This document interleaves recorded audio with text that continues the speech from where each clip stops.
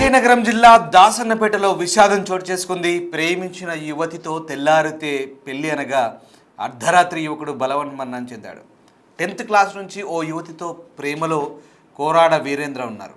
ఇద్దరు ఇంట్లో పెళ్లికి కూడా అంగీకరించారు. ప్రస్తుతం ముహూర్తాలు లేవని పెళ్లికి 3 నెలల సమయం కోరింది వీరేంద్ర తల్లి. ఇందుకు యువతి పేరెంట్స్ ఒప్పుకోలేదు. పెళ్లి చేసుకోకపోతే చచ్చిపోతానంటూ ఆ యువతి బెదిరించింది. ముహూర్తాలు లేకపోయినా పెళ్లి చేసుకోవాలంటూ వీరేంద్ర నిర్ణయించుకున్నారు. కేవలం ఫ్రెండ్స్ మధ్యలో పెళ్లి చేసుకోవాలని సింహాచలంలో పెళ్లికి ఏర్పాటు జరిగాయి. అందుకు కూడా వీరేంద్ర తల్లి అంగీకరించింది. ఇంతలో తెల్లారేసరికి బలవన్మరణానికి పాల్పడ్డాడు వీరేంద్ర. యువతి వేధింపులతోనే తమ కొడుకు ప్రాణాలు తీసుకున్నాడంటూ వీరేంద్ర తల్లి ఆరోపిస్తోంది. ఘటనపై పోలీసులు దర్యాప్తు చేస్తున్నారు. దీంతో ఆ మృతుడి కుటుంబంలో విషాద ఛాయలనుకున్నాయి. మీరు చూస్తున్న ఆ ఫోటోలో ఇద్దరు ప్రేమికులు, ఇద్దరు కూడా పెళ్లి చేసుకుందామని నిర్ణయించుకున్నారు. కానీ మంచి ముహూర్తాలు లేకపోవడంతో కాస్త ఓ 3 నెలలు అటు ఇటుగా పెళ్లికి పెద్దలు నిర్ణయించారు. కానీ అంతలోనే యువతి మొండి పట్టు పట్టింది. ఖచ్చితంగా తనను పెళ్లి చేసుకోవాల్సిందేనంటూ కాస్త యువకునితో మానసిక వేధింపులకు దిగినట్టుగా అర్థమవుతుంది. దీంతో ఆ యువకుడు తట్టుకోలేక బలవన్మరణానికి పాల్పడ్డట్టుగా అతడి తల్లి ఆరోపిస్తుంది. కొంతమంది ప్రేమ అనే పిచ్చిలో పడి ఇలాంటి మానసిక రుగ్మతలకు లేదా వాళ్ళ మాట పట్టింపులకు ఇట్లాంటి ఘటనలకు పాల్పడుతున్న వ్యవహారాలు మనకు ఉంటున్నాయి. ఇటీవల కాలంలో మన చాలామందికి కామన్గా ఇవి మనం కొన్ని చూస్తుంటాం మన అబ్జర్వేషన్లో కూడా. అమ్మాయి అబ్బాయి మీద డామినేషన్ చేయడానికో, అబ్బాయి అమ్మాయి మీద డామినేషన్ చేయడానికో ఇది సరైన ప్రేమ అనిపించుకోదు. ప్రేమలో అవగాహన ఉండాలి, అండర్స్టాండింగ్ అనేది మోస్ట్ ఇంపార్టెంట్. లేదా ఇలా కొంతమంది షాడిస్టులుగా వ్యవహరిస్తుంటారు. తమ మాట నెగ్గించుకోవాలని లేదా అది అతి ప్రేమగానో పోర్ట్రేట్ చేసే ప్రయత్నం చేస్తుంటారు. అలా ఎందుకు జరుగుతుందంటే లేదు ప్రేమతోనే అలా చేస్తున్నారని ఏదో సర్ది చెప్పుకునే ప్రయత్నం చేస్తారు. కానీ ఇదంతా తప్పు అని రుజువు అవుతుంది ఈ ఘటనతో. ఆ అమ్మాయి పిచ్చితనంతో అమ్మాయి ఒక రకమైనటువంటి ఒత్తిడితో అబ్బాయి ఇలా బలవన్మరణానికి పాల్పడ్డట్టుగా అతని తల్లి ఆరోపిస్తుంది. అసలు ఏం జరిగింది ఈ ఘటనకు సంబంధించి పూర్తి వివరాలు మా విజయనగరం ప్రతినిధి అందిస్తారు. విజయనగరంలోని దాసన్నపేటలో ఘోర విషాదం చోటు చేసుకుంది. పెళ్లిపీటలు ఎక్కాల్సిన ఓ యువకుడు హ్యాంగ్ చేసుకుని ఆత్మహత్యకు పాల్పడినటువంటి దుర్ఘటన చోటు చేసుకుంది. ఏదైతే నేను ఉన్నానో ఆ ఇంట్లో కోరాడ వీరేంద్ర యువకుడు ఏదైతే మనకు కనిపిస్తోందో ఆ హక్కు దానికి తాడుతో ఉరేసుకుని చనిపోయినటువంటి సంఘటన. అంటే అసలు ఏంటి ప్రేమ విఫలం కారణమా లేదంటే ఇంట్లో ఒప్పుకున్నా ఇంకేదైనా కారణం ఉందా? ఒకసారి కుటుంబ సభ్యులతో మాట్లాడే ప్రయత్నం చేద్దాం. ఏం జరిగిందండి అసలు? ఎందుకు తను ఇంత బలవన్మరణానికి పాల్పడాల్సిన అవసరం ఉంది? చిన్న పిల్లాడు 25 సంవత్సరాలు. అసలు ఏం జరిగింది అసలు? సార్ ఏం జరిగింది అనేది మాకు తెలియదు సార్. 3 సంవత్సరాల నుంచి లవ్వు. ఇంట్లో మేము అందరం హ్యాండ్సప్ చేసాము. మా ఇంటికి వస్తూ ఉంటుంది, వెళ్తూ ఉంటుంది. కథా కార్యాలైనా మంచి చెడ్డైనా అన్నింటికి వస్తుంది. డీసెంట్గా 15 రోజుల కిందట కూడా మా ఇంటికి వచ్చింది. వచ్చిన తర్వాత వీళ్ళందరూ పండగ కాట్లకి వెళ్ళారు. నిన్న కూడా నిన్న మధ్యాహ్నం 1 గంటకి మా తమ్ముడు వచ్చాడు. వచ్చి అమ్మాయి నన్ను టార్చర్ పెడుతుందమ్మా, చచ్చిపోతాను అంటుంది, మీరు వెళ్ళండి అమ్మ అని చెప్పి మా అమ్మని మా అక్కని తీసుకొని వెళ్ళాడు. తీసుకొని వెళ్ళిన తర్వాత మా అక్క మా అమ్మ ఇంటికి వెళ్ళారు. వాళ్ళ ఇంటికి మా తమ్ముడు ఆ పిల్లల్ని ఎతకడానికి వెళ్తే రైల్వే స్టేషన్లో ఉందట. వాళ్ళ డ్యూటీకి వెళ్ళి పిల్లడు వాళ్ళ సార్ని పర్మిషన్ అడిగి పిల్లల్ని ఎతకడానికి వెళ్ళాడు. నెతికి ఎన్ని గంటలు తీసుకెళ్ళి వాళ్ళ అమ్మకి అప్ చెప్పాడు అనేది మాకు తెలియదు. రాత్రి 10:30కి ఇంటికి వచ్చాడు. ఇంటికి వెళ్ళి వాళ్ళ ఇంటికి వెళ్ళి మా పిన్ని మా అక్క మాకు 3 నెలలు టైం ఇవ్వండి, ఇప్పుడు మోడం కదా పెళ్లి చేయకూడదు, నేను చేస్తామని చెప్తున్నాం కదా, మాకు తెలిసిందే కదా అని అన్నారు. లేదు మాకు రేపే పెళ్లి చేసుకోవాలి, మేము సామాన్లన్నీ కొనుక్కున్నామని చెప్పాలన్నారు. అనిన తర్వాత రేపు అంటే ఎలాగవుతుంది, నా కుటుంబానికి కూడా చెప్పుకోవాలి కదని మా పిన్న అన్నది. లేదు మీరు ఏటవుతారనేది నాకు అనవసరం, రేపు కానీ చేసుకోకపోతే నా కూతురు చచ్చిపోతాను అంటుంది అని చెప్పేసి వాళ్ళ తల్లి తండ్రి అన్నారు. అప్పచెల్లెలు ఉంది ఒక దాయి. అది ర్యాష్గా మాట్లాడింది. ర్యాష్గా మాట్లాడి పోలీస్ కంప్లైంట్ ఇస్తాం, స్టేషన్ వరకు తీసుకెళ్తామని చెప్పేసి అన్నారు. అంటే నా తమ్ముడు ఇద్దరు ఆడపిల్లలు పెళ్ళి ఉన్నారు, స్టేషన్ పెట్టి లేట్ ఎక్కుతానని చెప్పి మా తమ్ముడు అక్కడ తలదించుకొని ఉన్నాడు. మా తమ్ముడిని మా అక్క అన్నది రేపు పెళ్లి చేసుకొని వచ్చి మేము ఎవరైనా రావట్లేదు, పిల్లల్ని తీసుకుని ఇంటికి రాని మా పిన్ని చెప్పింది. చెప్పిన తర్వాత సరే అనుకుని మా పిన్ని మా అక్క ఇంటికి వచ్చారు. మా తమ్ముడు ఆ పిల్లల్ని ఎతకడానికి వెళ్ళాడు. మరి ఎప్పుడు వచ్చారో తెలియదు. రాత్రి 10:30 అయింది ఇంటికి వచ్చారు. సార్ ఇంటికి వచ్చిన తర్వాత ఏరా వీరు ఏటయిందని మా పిన్ని అడిగింది. అమ్మ రేపు నా పెళ్ళమ్మ అన్నాడు. కానీ కనీసం తల్లిదండ్రులు రెండమ్మ అని కూడా చెప్పలేదు. చెప్పకపోతే సరేలేరా చేసుకొని వచ్చారని మా పిన్ని అనేసి కింద ఉండిపోయింది. అన్నం తినరంటే ఆకలి లేదు అన్నాడు. మా అక్క వచ్చి ఏరా వీరు అంటే నేను బాగానే ఉన్నాను, ఏమీ అవ్వలేదని అన్నాడు. అయిన తర్వాత టిఫిన్ ఆ ఫ్రెండ్కి ఒక అబ్బాయికి ఫోన్ చేసి, ఆ అబ్బాయి రూమ్మేట్ మాట ఇక్కడే ఉంటున్నాడు 3 months నుంచి. ఆ అబ్బాయికి ఫోన్ చేసి మా తమ్ముడు ఏంటి తినలేదురా అంటే టిఫిన్ తెచ్చాడు.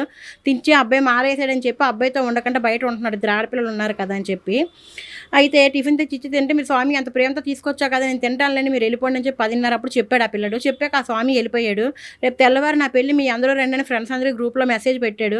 ఫ్రెండ్స్ అందరూ అవునేట్రా ఏట్రా అలాగా అన్నాడు. మరి ఒప్పుకోవట్లేదు నేను చేసుకుంటున్నానని చెప్పి ఫ్రెండ్స్ అందరూ రమ్మని చెప్పాడు. ఫ్రెండ్స్ అందరూ ఓకే చెప్పారు. చెప్పిన తర్వాత తెల్లవారు 4 గంటలకు ఆ స్వామి స్నానం చేయడానికి మా ఇంటికి వచ్చాడు. వచ్చి తలుపు కొడుతుంటే తీయట్లేదు. తీయపోతే మా పక్క మేడమే నుంచి వచ్చి లోపలికి వచ్చి కిటికీలు చూస్తే మనిషి కాలు కనబడుతున్నాయి.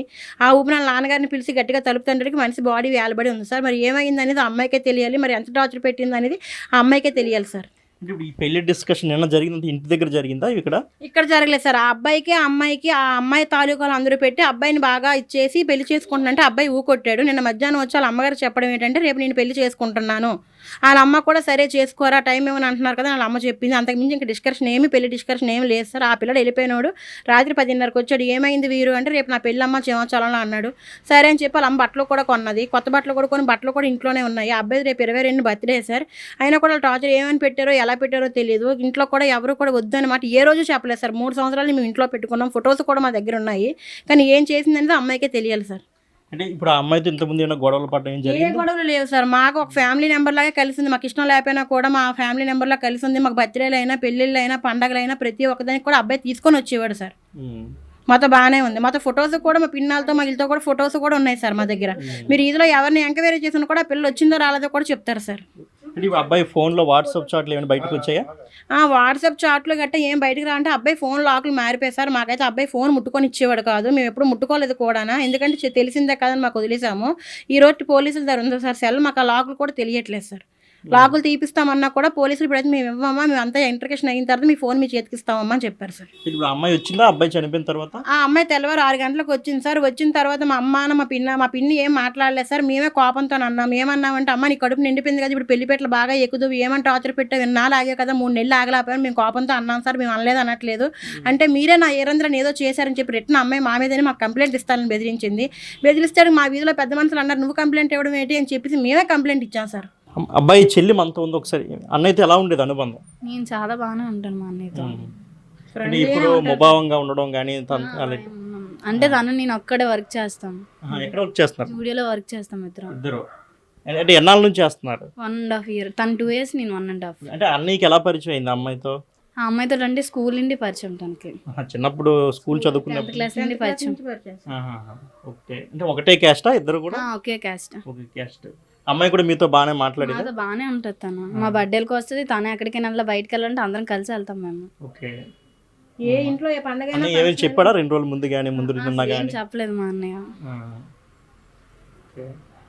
ఎంతమంది మొత్తం మీరు ఇంట్లో? 5గురం. ఓకే. అమ్మా నాన్న మా ముగ్గురం. అంటే ఇంకా అసలు ఏం జరిగింది అనేది ఇంకేంటి అమ్మాయి కూడా ఏం నోరు ఇప్పలేదు? తను కూడా చెప్పలేదు. సడన్ గా పెళ్ళి నీకు చెప్పాడా? నాకు తెలియదు. మాకు నేను ఆ డ్యూటీ నుండి వస్తే మా అమ్మ చెప్పింది 8:30కి. డ్యూటీ రాలేదా అన్నయ్య? నేను డ్యూటీకి వెళ్ళదండి. సార్ కాల్ చేసి నాకు చెప్పారు, ఏమమ్మా మీ అన్ని డ్యూటీకి వెళ్ళదంటే, నాకు తెలియదు నేనైతే డ్యూటీకి వస్తాను, తనకు ఫోన్ చేసి మీరు అడగనంటే, మా అమ్మ కూడా మా ఇంట్లో ఫోన్ ఎవరికి లేదు ఫోన్ చేయడానికి. నేను ఇంటికి వచ్చి మా అమ్మని అడిగితే అప్పుడు మా అమ్మ చెప్పింది. అంటే ఇద్దరు ఒకటే స్టోర్? ఒక స్టోర్. తన స్టోర్ లో చేయదు. మా అన్నయ్య ఒక స్టోర్, నేను ఒక స్టోర్. ఈవిడ కాంప్లెక్స్ కూడా చేస్తారు సార్. మా అన్నయ్య కోడ దగ్గర చేస్తాడు సార్. లంచ్ బ్యాగ్ పట్టుకొని 1 గంట డ్యూటీకి అయితే వెళ్ళాడు సార్. మా పిన్ని ఎదురెళ్ళింది, బాక్స్ పట్టుకొని వెళ్ళాడు. మధ్యతో ఒక వెళ్ళాక ఏం ఫోన్ వచ్చిందో తెలియదు. మళ్ళీ వెంటనే వచ్చేసాడు. వెంటనే వచ్చేసి క్యారేజ్ ఇంట్లో పెట్టేసి మా పిన్నిని మా అక్కని తీసుకొని బండి మీద వెళ్ళిపోయాడు. ఆ వెంటనే మా చిన్నానికి అడిగాను, చిన్నాన్న ఇప్పుడే కదా వీరందరూ వెళ్ళాడు, మళ్ళీ ఎందుకు వచ్చాడు, ఏటయిందంటే, నాకు తెలియదమ్మా, పిన్ని వచ్చిన తర్వాత అడిగి చెప్తానమ్మా అని మా చిన్నాన్న అన్నాడు. మాకు అంతవరకే తెలుసు సార్. అమ్మాయి ఇంటికి వెళ్ళాడు. అమ్మాయి ఇంటికి తీసుకెళ్ళి అమ్మాయి ఇంటికాడ వీళ్ళిద్దరిని దింపేసి ఆ పిల్లడు నెతకడానికి వెళ్ళాడు. అమ్మాయికి ఫోన్ చేస్తే నేను రైల్వే స్టేషన్ దగ్గర ఉన్నానంటే సార్కి కాల్ చేసి, సార్ నాకు పర్మిషన్ కావాలి, అమ్మాయి నన్ను ఇలా బ్లాక్మెయిల్ చేస్తుంది, చచ్చిపోవడానికి వెళ్ళిందని చెప్పి పర్మిషన్ లెటర్ పెట్టి వచ్చాడంట సార్. అమ్మాయి బ్లాక్మెయిల్ చేసిందని వెళ్ళాడు.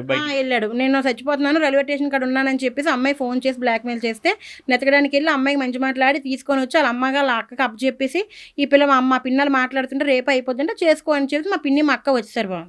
సో ఇది అంటే పెళ్లి ఒప్పుకున్నా కానీ అసలు ఏం జరిగిందనేది ఇంతవరకు కూడా ఎలాంటి క్లారిటీ లేదని చెప్పారు. ఎందుకంటే అబ్బాయి నిన్న డ్యూటీకి అని వెళ్ళాడు, కానీ డ్యూటీకి కూడా పర్మిషన్ అమ్మాయి బెదిరించడంతో డ్యూటీకి వెళ్లకుండా అమ్మాయిని వెతకడానికి వెళ్ళాడు, తర్వాత తీసుకుని వచ్చాడు, కుటుంబ సభ్యులతో మాట్లాడారు, పెళ్లి రేపు చేసుకుందామని కూడా ఒప్పించారు అందరం కూడా బంధువులు చెప్తున్నటువంటి పరిస్థితి. కానీ ఎందుకు చనిపోయాడు అంత సడన్గా, ఎందుకు ఆత్మహత్య చేసుకోవాల్సింది అనేది ఇంకా కారణాలు తెలియాల్సి ఉంది. అయితే ముఖ్యంగా మనం చూసుకుంటే యువకులు ముఖ్యంగా ఇటువంటి విషయాల్లో చాలా మెచ్యూర్డ్గా వ్యవహరించాల్సిన అవసరం ఉంది. ఎందుకంటే వీరేంద్రకి ఇద్దరు చెల్లెళ్ళు ఉన్నారు, అదేవిధంగా తల్లిదండ్రులు, వాళ్ళందరూ కూడా తనపై ఎందుకంటే ఇంటికి పెద్ద కొడుకుగా ఉన్నాడు. సో ఇంకా పెళ్లి కావాల్సిన ఇద్దరు చెల్లెళ్ళు కూడా ఉన్నారు కాబట్టి అటువంటి వారి మొహం చూసైనా, తల్లిదండ్రుల మొహం చూసైనా ఇటువంటి చర్యలకు పాల్పడకుండా చాలా మెచ్యూర్డ్గా ఆలోచించాల్సిన అవసరం ఉంది. ఎవరు కూడా తొందరపడి ఇటువంటి చర్యలకు పాల్పడవద్దని బిగ్ టీవీ కూడా సూచిస్తోంది. సో మరి ఏం జరిగింది, ఈ విషయంలో ఏం జరిగింది, పోలీసులు తదుపరి విచారణ ద్వారా తెలుస్తారని మనం అందరం కూడా ప్రగాఢంగా నమ్మాలి. ఎందుకంటే ఇలాంటి కేసుల్లో ఎక్కడా కూడా ఎటువంటి రాజీ కూడా పడకుండా ముందుకు వెళ్లాల్సిన అవసరం. ఎందుకంటే ఏం జరుగుతుందో సమాజంలో తెలియదు. వయసుకు వచ్చినటువంటి యువకులు ప్రేమ పేరుతో, పెళ్లి పేరుతో చనిపోతున్న సంఘటన రోజు రోజుకి చాలా ఎక్కువైపోతున్న పరిస్థితి. సో ఇటువంటి వారికి కౌన్సిలింగ్ ఇవ్వాల్సినటువంటి అవసరం అటు ప్రభుత్వాల మీద, పోలీసుల మీద కూడా ఉంది. ఇటువంటి కేసుల్ని చాలా త్వరగా ఇచ్చేసి న్యాయం చేయాల్సిన అవసరం కూడా ఉంది. కెమెరామెన్ హరీష్తో శివశంకర్, బిగ్ టీవీ, విజయనగరం.